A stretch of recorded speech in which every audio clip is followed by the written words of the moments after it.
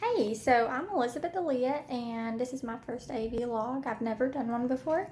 My topic that I decided to do for this project was 9/11. So, for our last discussion, as well as some of the previous assigned reading, had to do with Department of Homeland Security, which was the direct result of the 9/11 attacks. The first source is called Physics for Future Presidents. It's a book written by Richard Mueller, and it's a really fascinating read. I recommend it for anyone.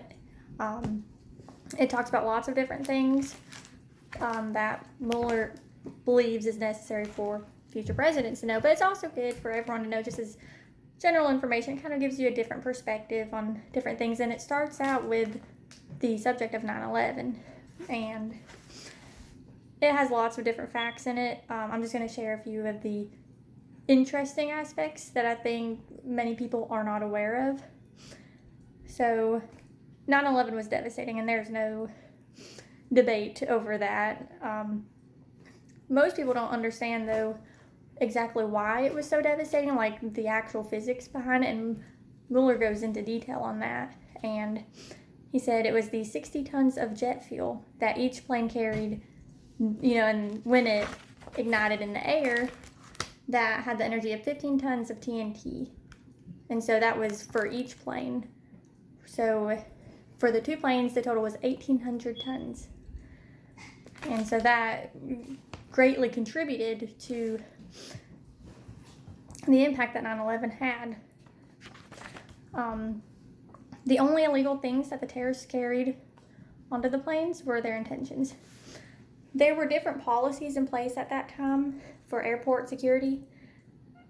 We had never experienced a terrorist attack to this degree, ever. And so we had no expectation or history to premise, more stringent measures upon. So, these days, if you go to an airport, you have to take your shoes off.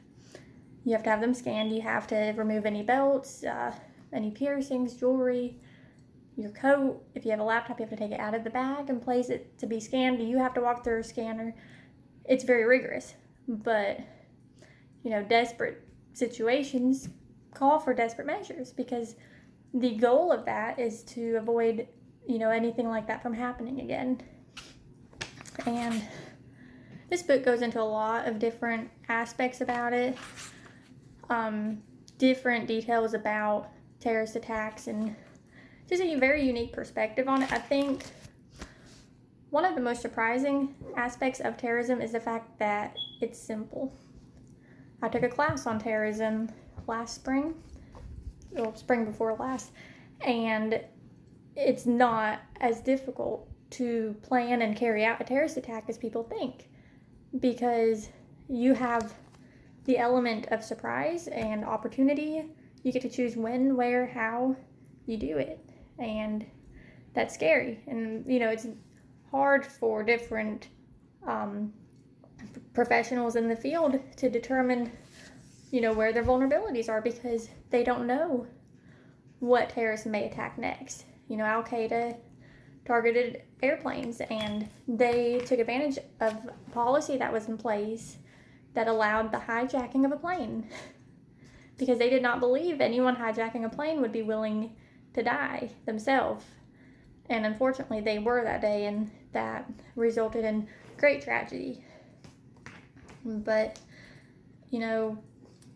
things like that can be the catalyst for change. And so that spurred the creation of the Department of Homeland Security, which we were discussing in our discussion the other night.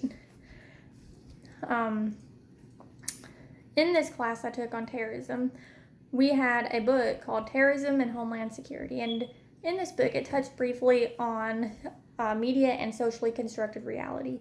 And I think that's a very important point to make, because there's so many misconceptions about terrorism, the impact of it. I guess not really to say the glamour of terrorism, because it's not a glamorous thing, but it's kind of almost glamorized in a way, because terrorists, they're definitely going to be a different brand of organization than just a criminal network.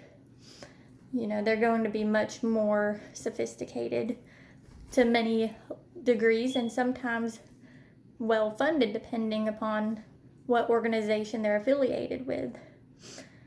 But it's really interesting to note that sometimes when there are these terrorist attacks that have no obvious organization tied to them, that a lot of different organizations, terrorist organizations, will come forth and claim that as they're doing, because it provides them media attention.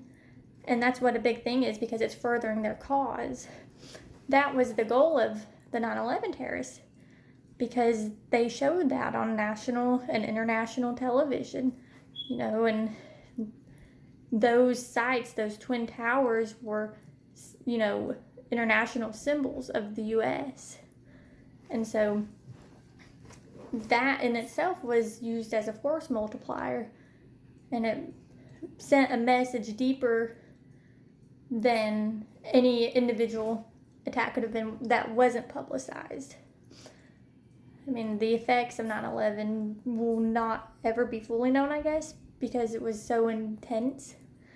But definitely the media plays a huge role, and you can read more about it in this article, which is called "The Media and Socially Constructed Reality." It has lots of interesting points, because you wouldn't think the news would be, in a way, almost helping terrorism, but in a way it kind of does, because it broadcasts their message and what they're doing. And so, thank you for listening to my first AV vlog. I hope it was very informative. Thank you.